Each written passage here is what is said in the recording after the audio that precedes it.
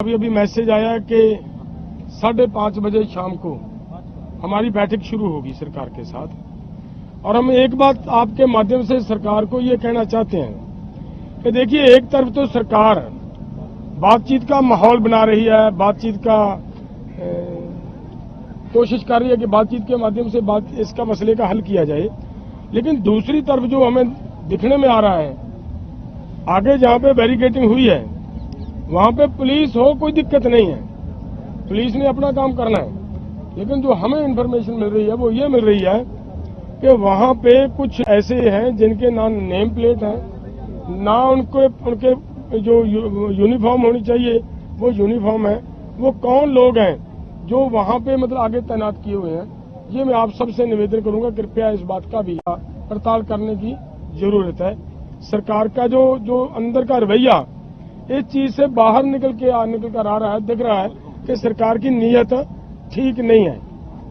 अगर ये हमारी जरूर कहने का मतलब है कि देखिए, बहुत सारी बैठकें हो गई हैं, जिस बात को सभी लोग सुनना भी चाह रहे हैं, बैठकें बहुत हो गई हैं। सरकार हमें ये कहकर गई थी उस दिन कि हमें संडे का टाइम दीजिए, हम थोड़ा फ्रेमवर्क करके आएंगे, आपको बताएंगे क्या देते हैं, क्या इन तीनों मांगों के ऊपर, जैसे एमएसपी की गारंटी का कानून लेना है, किसानों की कर्ज मुक्ति है, डॉक्टर स्वामीनाथन रिपोर्ट है, डब्ल्यूटीओ से भारत का बाहर आना, भारत बाहर आए या कम से कम एग्रीकल्चर सेक्टर को उससे बाहर निकाला जाए, और आगे जो लैंड एक्विजिशन एक्ट 2013 का जो पहले से बना हुआ, हमारी डिमांड है कि उसी को लागू रखा जाए।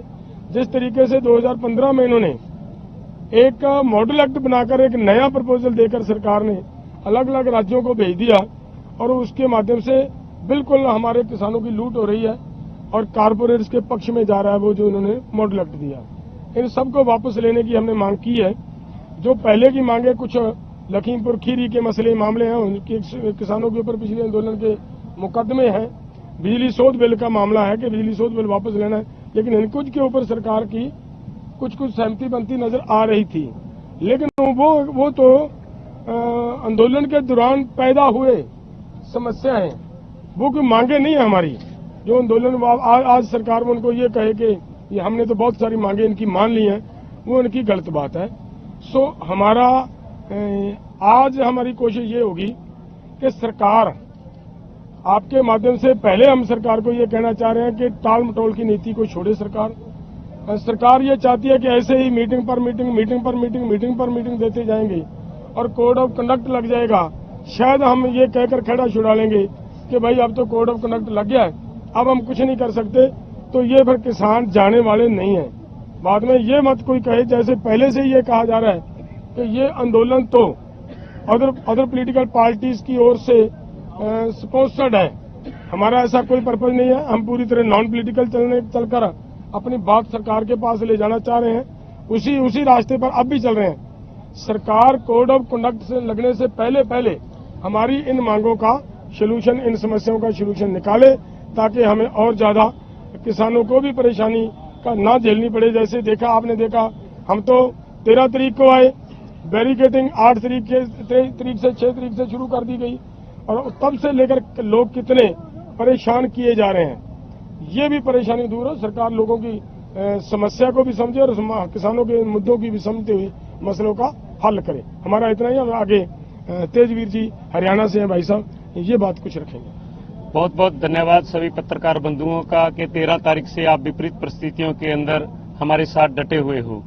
कुछ बातें हैं जो प्रेस कॉन्फ्रेंस के दौरान रह जाती हैं। मैं आपको एक बात स्पष्ट कर देना चाहता हूं कि इस देश के प्रधानमंत्री जब गुजरात के मुख्यमंत्री थे तो 2012 के अंदर खुद उन्होंने देश के किसानों के लिए एमएसपी C2+50 की बात की डिमांड की थी, और उसी बात को लेकर हम आगे बढ़ते रहे। हमें भी उम्मीद थी कि 10 साल में वो फिर से एमएसपी C2+50 की बात करेंगे और किसानों को उनका हक दिलवाएंगे। ये बात कहीं ना कहीं छूट रही है, तो मैं पत्रकार बंधुओं से ये बात स्पष्ट कर देना चाहता हूं कि हमने मीटिंगों के अंदर भी ये बात पूरी तरह से बोली है। अब मैं आपको हरियाणा की परिस्थितियों से अवगत कराना चाहता हूं कि आपने देखा है कि हरियाणा के अंदर पूरे बीएसएफ सीआरपीएफ लगाने के बाद, नोटिस निकालने के बाद और घरों पर छापी मारने के बाद पूरा हरियाणा के अंदर अब लहर उठ चुकी है। टटोली के अंदर एक बड़ा धरना प्रदर्शन शुरू हो चुका है, बांस टोल पर हो चुका है, ट्रैक्टर मार्च चल रहे हैं और बड़ी खाप पंचायतों के साथ साथ गांव में पंचायतें शुरू हो चुकी हैं, गांव में धरने प्रदर्शन हो चुके हैं। इतनी दमनकारी नीति और तानाशाह रवैये के बाद हरियाणा का किसान साथ खड़ा है। मगर सरकार ने, आपकी जानकारी के लिए मैं एक बता देता हूं कि जैसे हमें CRAD के बाद जो उन्होंने वो डिवाइस लगाया था, उसके बाद हमें पता चला है कि दूसरी तरफ उन्होंने पुराने जले हुए ट्रक, गाड़ियां भी खड़ी की हुई हैं और वहां से मीडिया की कहीं आवाज नहीं पहुंच रही है। तो सरकार को हम अवगत करा देना चाहते हैं और देश के किसानों को अवगत करा देना चाहते हैं कि आपके हकों की लड़ाई है और इसके लिए पूरे देश का किसान निकल रहा है सड़कों पर। उत्तर प्रदेश के अंदर किसान पंचायतें कर रहे हैं और पूरे देश का किसान आज की मीटिंग को देखने के बाद निश्चय ही वो पक्के तौर पर सड़कों पर आकर हमारे साथ डटेंगे और वो बॉर्डरों की तरफ कूच करेंगे। अगर किसी साथी का ये सवाल हो कि बात कैसे चल रही है, हमने उनको तथ्यों के साथ हम बात रखते हैं।